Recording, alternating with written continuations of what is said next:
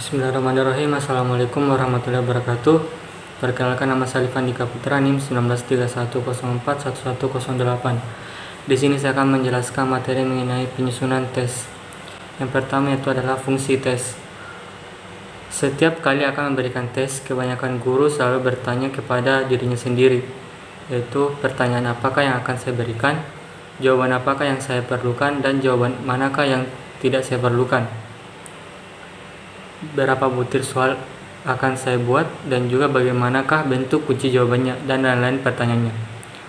Untuk dapat menjawab pertanyaan tersebut, guru harus selalu ingat akan fungsi tes. Sehubungan dengan hal-hal yang harus diingat pada waktu penyusunan tes, maka fungsi tes dapat ditunjuk dari 3 hal. Yang pertama, fungsi untuk kelas, yang kedua fungsi untuk bimbingan, dan yang ketiga adalah fungsi untuk administrasi. Selain fungsi-fungsi tes ini, hal lain yang harus diingat adalah yang pertama, hubungan dengan penggunaan, yang kedua komprehensif, dan yang ketiga yaitu adalah kontinu. Yang pertama yaitu adalah hubungan dengan pengguna, yaitu adalah waktu menyusun tes, dalam hati harus selalu diingat fungsi mana yang saat itu dipentingkan, karena fungsi yang berbeda akan menentukan bentuk atau isi tes yang berbeda pula. Yang kedua yaitu adalah komprehensif. Sebuah tes sebaiknya mencakup suatu kebulatan, artinya meliputi berbagai aspek yang dapat menggambarkan keadaan siswa secara keseluruhan, atau kecerdasan, sikap, pribadi, perasaan, sosial, dan sebagainya. Hal ini dapat dicapai apabila tes itu merupakan rangkaian tes, misalnya dari kelas 1 sampai dengan kelas 6. Selanjutnya yaitu adalah kontinuitas. Berhubungan dengan prinsip komprehensif, maka prinsip kontinuitas mempunyai persamaan tujuan. Sebaiknya tes disusun sedemikian rupa sehingga menggambarkan kelanjutan dari awal anak memasuki suatu sekolah sampai dengan kelas terakhir. Dengan demikian akan diketahui perkembangan anak itu tidak dengan terputus. Selanjutnya itu adalah perbandingan fungsi tes. Adapun dalam tabel terdapat fungsi untuk kelas, fungsi untuk bimbingan, dan juga fungsi untuk administrasi. Fungsi untuk kelas bagian A, mengadakan diagnosis terhadap kesulitan belajar siswa. Bagian B, mengevaluasi celah antara bakat dengan pencapaian. Bagian C, menaikkan tingkat prestasi. Bagian D, mengelompokkan siswa dalam kelas pada waktu metode kelompok. Bagian E, merencanakan kegiatan proses belajar mengajar untuk siswa secara perseorangan. Bagian F, menentukan siswa mana yang memerlukan bimbingan khusus. Dan bagian G, menentukan tingkat pencapaian untuk setiap anak. Untuk fungsi untuk bimbingan, bagian A, menentukan arah pembicaraan dengan orang tua tentang anak-anak mereka. Bagian B, membantu siswa dalam menentukan pilihan. Bagian C, membuat siswa mencapai tujuan pendidikan dan jurusan. Bagian D, memberi kesempatan kepada pembimbing, guru, dan orang tua dalam memahami kesulitan anak. Untuk tabel fungsi untuk administrasi, bagian A, memberi petunjuk dalam mengelompokkan siswa.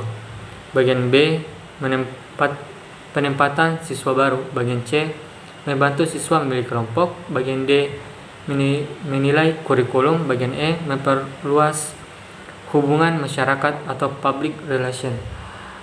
Bagian F, menyediakan informasi untuk badan-badan lain di luar sekolah. Selanjutnya itu adalah bagian kedua, yaitu langkah-langkah dalam penyusunan tes. Tentu saja setiap guru akan dengan mudah mengatakan bagian pelajaran mana yang akan dicakup dalam sebuah tes jika sudah diketahui tujuannya. Urutan langkah yang dilakukan adalah menentukan tujuan mengadakan tes, mengadakan pembatasan terhadap bahan yang akan diteskan, merumuskan tujuan instruksional khusus dari tiap bagian bahan, dan menderetkan semua tik dalam tabel persiapan yang memuat pula aspek tingkah laku terkandung dalam tik itu. Dan selanjutnya menyusun tabel spesifikasi yang memuat pokok materi aspek berpikir yang diukur beserta imbangan antara kedua hal tersebut. Dan yang terakhir, menuliskan butir-butir soal didasarkan atas tik-tik yang sudah dituliskan pada tabel tik dan aspek tingkah laku yang dicakup. Apabila tik dituliskan sangat khusus, maka satu tik diukur oleh satu butir soal. Tetapi jika tik itu merupakan tik esensial, maka satu tik dapat diukur dengan lebih dari satu butir soal. Kecenderungan yang ada pada guru-guru beberapa waktu yang lalu, pengukuran ranah kognitif hanya ditekan pada 3 aspek. Yang pertama yaitu ingatan, pemahaman, dan aplikasi. Akan tetapi dalam UMPTN, aspek-aspek yang lain juga sudah diukur sejalan dengan bentuk itemnya.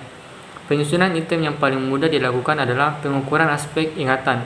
Untuk aspek-aspek lainnya, walaupun dikehendaki dan diusahakan masuk ke dalam kategori pemahaman dan aplikasi, setelah diperiksa kemungkinan besar juga masih bersifat ingatan. Itulah sebabnya dalam tulisan ini akan dikemukakan cara-cara item mengenai setiap aspek beserta contoh-contohnya. Yang pertama itu adalah bagian A, soal ingatan. Hampir tidak ada kesulitan bagi para guru untuk membuat item mengenai ingatan, baik bagi soal bentuk uraian maupun objektif. Pertanyaan ingatan adalah pertanyaan yang jawabannya dapat dicari dengan mudah pada catatan atau buku. Pertanyaan ingatan biasanya dimulai dengan kata-kata mendefinisikan, mendeskripsikan, mengidentifikasikan, mendaftar, menjodohkan, menyebutkan, menyatakan, dan mereproduksikan. Pertanyaan ingatan biasanya digunakan untuk mengukur penguasaan materi yang berupa fakta, istilah, definisi, klasifikasi, dan atau kategori, urutan, maupun kriteria. Contoh-contoh pertanyaan ingatan, misalnya itu adalah bagian uraian. Yang pertama, apa sebab Indonesia dapat mencapai kemerdekaan? Yang kedua, jelaskan bagaimana terlaksananya proklamasi kemerdekaan. Dan yang ketiga, sebutkan satuan yang dipakai dalam sistem MKS untuk besaran panjang, masa, waktu, kecepatan, dan percepatan. Untuk bagian B itu adalah soal pemahaman. Apabila soal ingatan dapat dijawab dengan melihat buku atau catatan, tidaklah demikian untuk soal pemahaman. Untuk menjawab pertanyaan pemahaman, siswa dituntut hafal sesuai pengertian, kemudian menjelaskan dengan kalimat sendiri. Contohnya, adanya taifun di Kepulauan Filipina selalu diikuti oleh curah hujan cukup besar di Pulau Jawa. Sebab angin pasat tenggara tertarik ke utara Katulistiwa melalui Pulau Jawa, yaitu menambah banyaknya hujan. Selanjutnya itu adalah bagian C, soal aplikasi. Soal aplikasi adalah soal yang mengukur kemampuan siswa dalam mengaplikasikan atau menerapkan pengetahuan untuk memecahkan masalah sehari-hari atau persoalan yang dikemukakan oleh pembuat soal. Oleh karena itu, soal aplikasi selalu dimulai dengan kasus atau persoalan yang dikarang oleh penyusun soal, bukan keterangan yang terdapat dalam buku atau keterangan yang dicatat. Contohnya, sebuah benda terletak di muka sebuah lensa yang mempunyai jarak fokus 10 cm. Bayangan yang terjadi ternyata tegak dan tingginya 2 kali tinggi benda itu.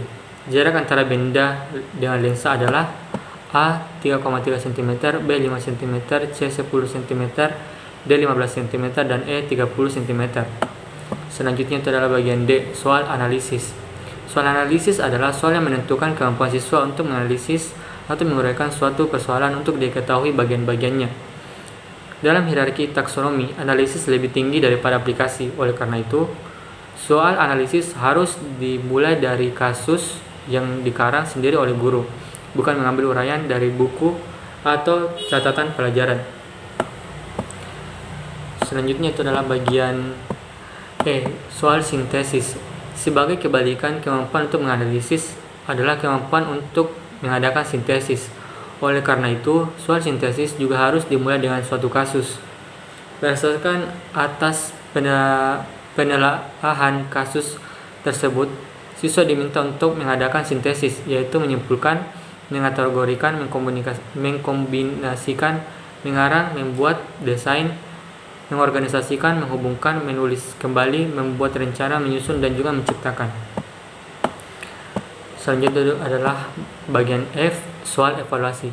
Soal evaluasi adalah soal yang berhubungan dengan menilai, mengambil kesimpulan, membandingkan, mempertentangkan, mengkritik, mendeskripsikan, membedakan, menerangkan, memutuskan, dan juga menafsirkan.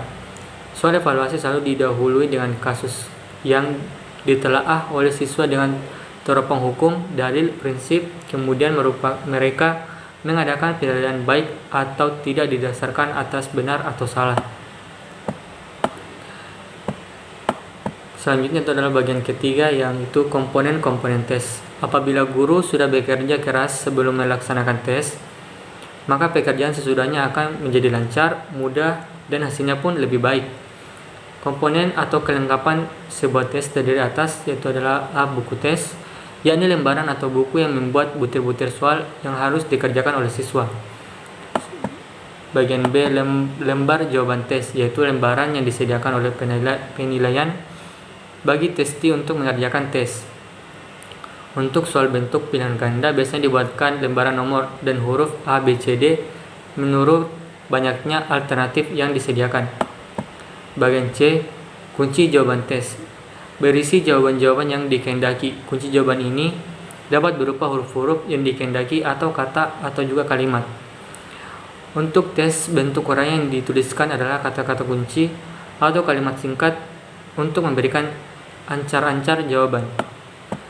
Ide daripada adanya kunci jawaban ini adalah, yang pertama, pemeriksaan tes dapat dilakukan oleh orang lain. Yang kedua, pemeriksaan betul. Yang ketiga, dilakukan dengan mudah. Dan yang keempat, sedikit mungkin masuknya unsur subjektif. Dan bagian D, pedoman penilaian. Pedoman penilaian atau pedoman scoring berisi keterangan perincian tentang skor atau angka yang diberikan kepada siswa bagi soal-soal yang telah dikerjakan. Mungkin cukup sekian yang bisa saya jelaskan mengenai materi penyusunan tes. Lebih dan kurangnya mohon dimaafkan. Wabillahi taufiq wal hidayah. Wassalamualaikum warahmatullahi wabarakatuh.